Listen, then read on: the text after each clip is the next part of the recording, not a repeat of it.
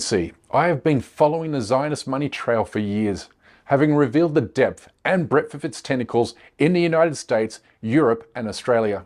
And in this report, I showed how the effort to tie Islam to terrorism started in the year 1979, when Israel hosted a conference on international terrorism in Tel Aviv, in which notable attendees included George H. Bush and Likud Party founder Menachem Begin. The conference had one goal: to reach an agreement that right-wing parties in Israel and the United States should adopt rhetoric that falsely portrays the Palestinian struggle for liberation to be akin to Islamic terrorism. And they also agreed to make the case that Islam is not an ordinary religion, but a political religion, and therefore, because terrorism is an act of political violence, the word terrorism applies only to Islam and not Christianity or Judaism.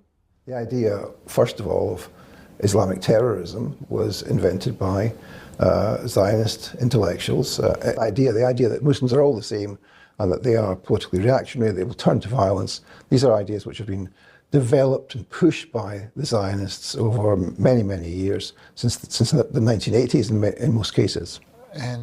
And by tying Islam to terrorism, US neoconservatives gained political cover for their imperialistic ambitions in the Middle East, with Zionists benefiting from building Western sympathies for Israel's struggle against so-called Palestinian Islamic terrorism.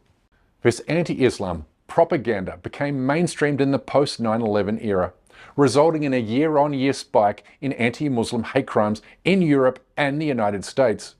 And we should also remember that the anti-Muslim terrorists who attacked mosques and murdered worshippers in Christchurch, Chapel Hill, Quebec City, and elsewhere filled their respective manifestos with Zionist-generated misconceptions about Islam. Therefore, there's never been a more important time to expose and counter Israel's financial ties to the Islamophobia industry, because this money is not only being used to undermine solidarity for Palestine, but also to incite violence